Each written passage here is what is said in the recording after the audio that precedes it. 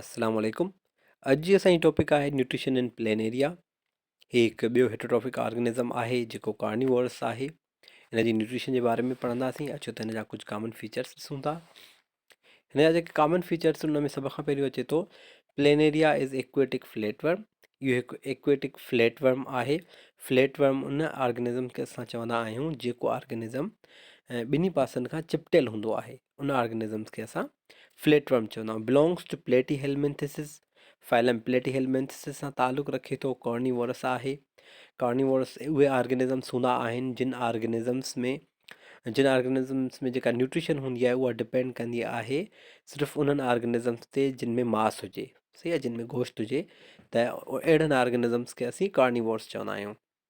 Feed upon small worms, snails, etc. इहे नंढा worms वग़ैरह खाईंदा आहिनि, स्नेल्स खे खाईंदा आहिनि। हैविंग सेक like digestive system in which only one opening is present. इन्हनि में अहिड़ो डाइजेस्टिव सिस्टम हूंदो आहे जंहिंखे सिर्फ़ु हिकिड़ी ओपनिंग हूंदी आहे, जेका ओपनिंग माउथ ऐं एनस जे लाइ ॿिन्ही जे लाइ सेम कम जे लाइ मतिलबु यूज़ कई वेंदी आहे। माउथ जे ज़रिए उहे उन ओपनिंग जे ज़रिए माउथ जो कमु बि वठंदा ऐं एनस जो कमु बि वठंदा, ऐं फूड इनटेक बि कंदा ऐं अनडाइजेस्टेड फूड खे ॿाहिरि बि एक्सक्रिएट आउट बि कंदा। त असां उन ओपनिंग खे सेम ओपनिंग चवंदा आहियूं, या उन ओपनिंग वारे सिस्टम खे डाइजेस्टिव सेक लाइक डाइजेस्टिव सिस्टम चवंदा आहियूं। हुन खां बाद में उन्हनि में जेका कैविटी थींदी आहे उहा गैस्ट्रोवस्कुलर कैविटी थींदी आहे। गैस्ट्रोवस्कुलर कैविटी छा खे चवंदा आहियूं असां? गैस्ट्रोवस्कुलर कैविटी अहिड़े क़िस्म जी कैविटी जंहिंमें को बि ऑर्गेनिज़म उन ई कैविटीअ में डाइजेशन बि करे ऐं उहे डाइजेस्ट थियल खाधे खे या उन खाधे जे पार्टिकल्स खे डिस्ट्रीब्यूट बि करे ॿियनि सेल्स ताणी। त उनखे असां गैस्ट्रोवेस्कुलर कैविटी या गैस्ट्रोवेस्कुलर सिस्टम चवंदा आहियूं। Planaria have gastrovascular system in which food is digested and distributed. मतिलबु प्लेनेरिया में हिकिड़ो अहिड़े क़िस्म जो डाइजेस्टिव सिस्टम आहे जंहिंमें प्लेनेरिया उन पंहिंजे खाधे खे डाइजेस्ट बि कंदो आहे, टोड़ींदो बि आहे ऐं उनखे डिस्ट्रीब्यूट बि कंदो आहे। त इन करे असां प्लेनेरिया खे चवंदा आहियूं गैस्ट्रोवेस्कुलर सिस्टम हूंदो आहे प्लेनेरिया में, ऐं उनजी जेका बॉडी कैविटी हूंदी आहे उनखे गैस्ट्रोवेस्कुलर कैविटी चइबो आहे। Planaria have extra cellular digestion and intra cellular digestion. Planaria में ॿिन्ही क़िस्म जी डाइजेशन थींदियूं आहिनि। हिकिड़ी एक्स्ट्रा सेलुलर डाइजेशन जेका सेल खां ॿाहिरि थींदी ऐं एंजाइम्स जी मदद सां थींदी, त उनखे एक्स्ट्रा सेलुलर डाइजेशन चवंदा आहियूं। ऐं ॿी डाइजेशन जेका इंट्रा सेलुलर हूंदी, सेल में अंदरि थींदी, त उनखे असां इंट्रा सेलुलर डाइजेशन चवंदा आहियूं, जेका एंडोसाइटोसिस जे ज़रिए थींदी आहे। अॻिते हली डिस्कस कयूं था। Digestive system consist of mouth, pharynx and intestine which is gastrovascular. मतिलबु हिन जो जेको डाइजेस्टिव सिस्टम हूंदो आहे उहो टिनि शयुनि ते डिपेंड कंदो आहे। हिकु माउथ ते, ॿियो फेरिंग्स, माउथ में ई उन जूं फेरिंग्स हूंदियूं आहिनि जेके प्रोजेक्शन्स हूंदियूं आहिनि। जॾहिं बि को ऑर्गेनिज़म ईंदो आहे, प्रे ईंदो आहे, त उहे फेरिंग्स माउथ मां ॿाहिरि प्रोजेक्ट थींदियूं आहिनि ऐं उन ते मतिलबु पंहिंजे उन प्रे ते उहे अटैच थींदियूं ऐं सकिंग मूवमेंट करे उनखे टोड़ींदियूं ऐं इंजेस्ट कंदियूं उनखे। मतिलबु माउथ हूंदो अथसि डाइजेस्टिव सिस्टम में, फेरिंग्स हूंदियूं अथसि ऐं इंटेस्टाइन हूंदो अथसि, ऐं इंटेस्टाइन खे असां गैस्ट्रोवेस्कुलर चवंदा आहियूं। इंजेस्शन, सभ खां पहिरियों जेका उन में इंजेस्शन थींदी आहे, खाधो इनटेक कयो वेंदो आहे, उहो माउथ जे ज़रिए थींदो आहे। Mouth located on the lower surface of the body. Mouth किथे मौजूदु हूंदो आहे? जेको माउथ हूंदो आहे प्लेन एरिया में, उहो उनजे लोअर सरफेस ते मौजूदु हूंदो आहे, जिस्म जे ते। Inside the mouth pharynx are present which opens in gut. Mouth जे अंदरि अॻु में असीं ॻाल्हायासीं त फ्रिंग्स मौजूदु हूंदियूं आहिनि। इहे प्रोजेक्शन्स हूंदियूं आहिनि, उहे ओपन थींदियूं आहिनि गट में, मतिलबु उहे वञी अंदरि खाधे खे पुॼाईंदियूं आहिनि गट में या इंटेस्टाइन में पुॼाईंदियूं आहिनि। उन खां बाद में pharynx is projected out from mouth at the time of ingestion and attach to the food material. Pharynx project थींदियूं आहिनि, ॿाहिरि निकिरंदियूं आहिनि ऐं माउथ मां जॾहिं को शिकार ईंदो आहे, जॾहिं को प्रे ईंदो आहे, उनखे इंजेस्ट कंदियूं आहिनि, उनखे टोड़ींदियूं आहिनि ऐं उनखे अंदरि पंहिंजे कैविटीअ में, बॉडी कैविटीअ में फूड मटीरियल खे पुॼाईंदियूं आहिनि। Then by the sucking movement of pharynx the food is broken down into small pieces and ingested.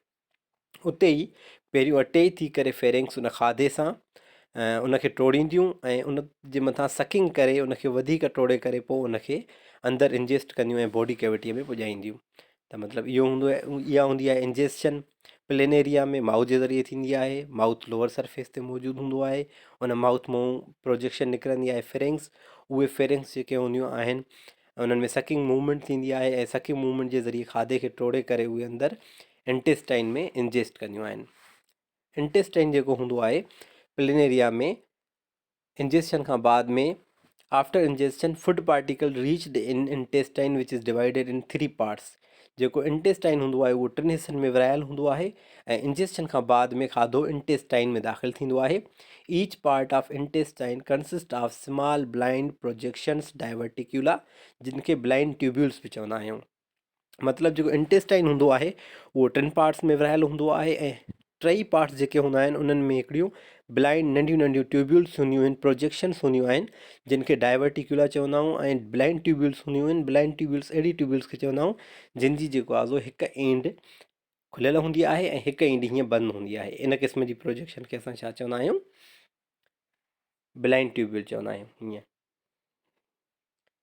हिकु एंड खुलियल हिकु एंड बंदि, इन खे असां ब्लाइंड ट्यूब्यूल चवंदा आहियूं। अहिड़ियुनि ट्यूब्यूल्स खे डाइवर्टिक्यूला चइबो आहे, जेके प्लेनेरिया में मौजूदु हूंदियूं आहिनि।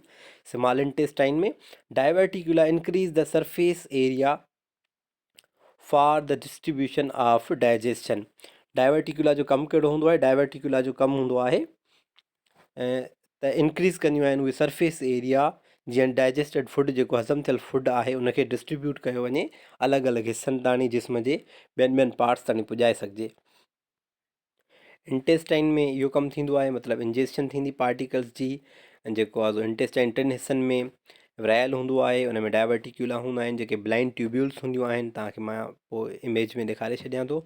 ऐं डाइवर्टिक्यूला छा कंदा आहिनि? उहे सरफेस एरिया वधाईंदा आहिनि फूड जी डिस्ट्रीब्यूशन जे लाइ ॿियनि सेलनि ताणी या ॿियनि हिसनि ताणी। उनखां बाद में डाइजेशन जेका थींदी आहे, भञरा जेका थींदी आहे खाधे जी प्लेनेरिया में कीअं थींदी आहे? Planaria perform both kind of digestion, extracellular as well as intracellular. असां में पढ़ी आयासीं त प्लेनेरिया एक्स्ट्रा सेलुलर बि डाइजेशन कंदो आहे ऐं इंट्रा सेलुलर डाइजेशन बि कंदो आहे। जेका एक्स्ट्रा सेलुलर डाइजेशन हूंदी आहे उहा प्लेनेरिया में थींदी आहे उनजी बॉडी कैविटीअ में, जंहिंखे गैस्ट्रोवस्कुलर कैविटी चवंदा आहियूं, with the help of enzymes. उहा थींदी आहे एंजाइम्स जी मदद सां। मतिलबु जेका एक्स्ट्रा सेलुलर डाइजेशन हूंदी आहे प्लेनेरिया में, उहा एंजाइम्स जी मदद सां थींदी आहे। प्लेनेरिया एंजाइम्स सीक्रेट कंदा आहिनि, उहे एंजाइम्स वेंदा आहिनि खाधे जे मथां किरी करे उन खाधे खे टोड़ींदा आहिनि। ऐं जेका इंट्रासेलुलर डाइजेशन थींदी आहे उहा थींदी आहे गैस्ट्रोडर्मल सेल्स में। जेके गैस्ट्रोडर्मल सेल्स हूंदा आहिनि उहे मौजूदु हूंदा आहिनि बॉडी कैविटी जी लाइनिंग्स में, ऐं उन्हनि में एंडोसाइटोसिस थींदी आहे। जेके फूड जा पार्टिकल्स हूंदा आहिनि semi digested, extra cellular digestion खां बाद में एंजाइम्स उन्हनि खे टोड़ींदा आहिनि ऐं उन्हनि खे सेमी डाइजेस्टेड फूड चइबो आहे।